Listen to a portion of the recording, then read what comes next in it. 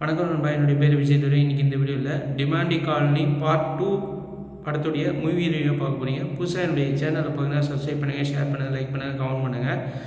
இந்த படத்தில் யாராவது நடிச்சிருக்காங்க பார்த்தீங்கன்னா அருள்நிதி, பவானி சங்கர், அடுத்ததாக பார்த்தீங்கன்னா அருண் பாண்டியன், அடுத்து பார்த்தீங்கன்னா வேட்டை முத்துக்குமார் அவர்கள் எல்லாமே நடிச்சிருக்காங்க. ஸோ இந்த படத்துடைய கதைக்களம் என்னென்னு பார்த்தீங்கன்னா ஒரு பேய் படத்துக்கான கதைக்களம் தான் இந்த டிமாண்டி காலனுடைய கதைக்களம். ஸோ பார்ட் 1 பார்க்காதவங்க இதுலேயே ரீகால் பண்ணியிருந்தாங்க, ரீகேப் மாதிரி போட்டிருந்தாங்க part 1க்கான recap. So part 2 continuation அதோட மேட்ச் ஆகி வந்திருக்குது.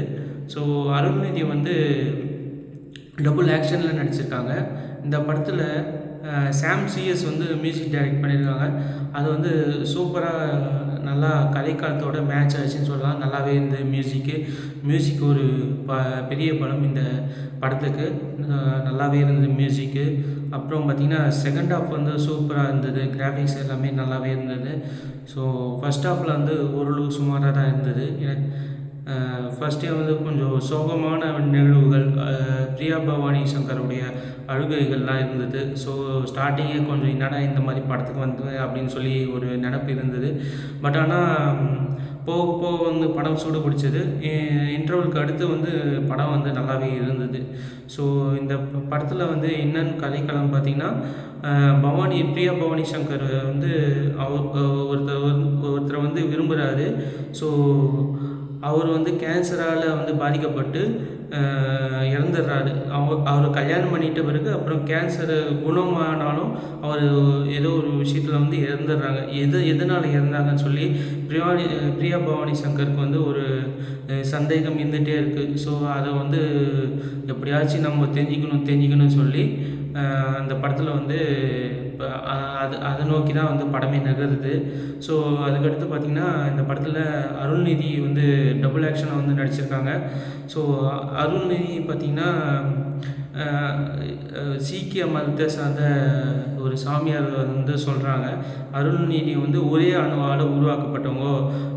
2 பேர், அண்ணன் ரகுநந்தன், அதே அருள்நிதி கேரக்டர் தான் ரகுநந்தன். ரெண்டாவது பார்த்திங்கன்னா ஸ்ரீனிவாசன். ஸோ 2 பேர் அவங்க குடும்பத்தில் பார்த்திங்கன்னா அவங்க அப்பா சொத்து ஸ்ரீனிவாசனுக்கே எழுதி வச்சிடறாங்க எல்லாருமே. ஸோ 70% ஸ்ரீனிவாசன் அவங்க சொத்து கைப்பற்றிக்கலாம் அப்படின்னு சொல்லி உயில் எழுதி வைக்கிறாங்க. ஸோ அதில் சண்டை வருது. அப்புறம் பார்த்திங்கன்னா அதாவது ரகுநந்தனுக்கு 25% அவங்களுடைய தங்கச்சி ஒரு 3% தான் சொத்து எழுதி வச்சுருக்காங்க அவருடைய அப்பா. ஸோ இதனால் சண்டை வருது. சண்டை வரும்போது என்னான்னு பார்த்தீங்கன்னா அப்போ தான் இந்த பிரியா பவானி சங்கர் மிங்கிள் ஆகுறாங்க.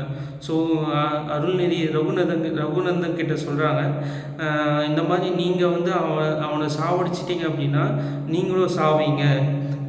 ஏன்னா பார்த்தீங்கன்னா நீங்கள் ஒரே அணுவால் நீங்கள் பிறந்திருக்கீங்க. உங்களுக்கு நடக்கக்கூடிய விஷயங்கள் எல்லாமே அவருக்கும் நடக்கும்ன்ற மாதிரி சொல்லியிருப்பாங்க. சீக்கிய மத சாமியார் மூலமாக சொல்லியிருப்பார். இது ஒரு பெரிய ஒரு பாயிண்ட்டாக இருக்குது. ஸோ இந்த மாதிரிலாம் உலகத்தில் நடக்குமா, இல்லை சினிமாக்காக இந்த மாதிரி கதை எடுக்கிறாங்களா என்னன்னு தெரில. ஒரே அணுவால் உருவான குழந்தைகள், இரட்டை குழந்தைகளாக இருந்தால் ஒருத்தருக்கு என்ன நடக்குமோ அது அவருக்கும் நடக்கும், கூட பிறந்த இன்னொருத்தருக்கும் நடக்குன்ற விஷயம் இந்த படத்தில் காமிச்சிருப்பாங்க. ஸோ இந்த படத்தில் பார்த்திங்கன்னா அந்த திகிலூட்டும் சம்பவங்கள் எல்லாமே ஓரளவு ஓகேவாக தான் இருந்தது.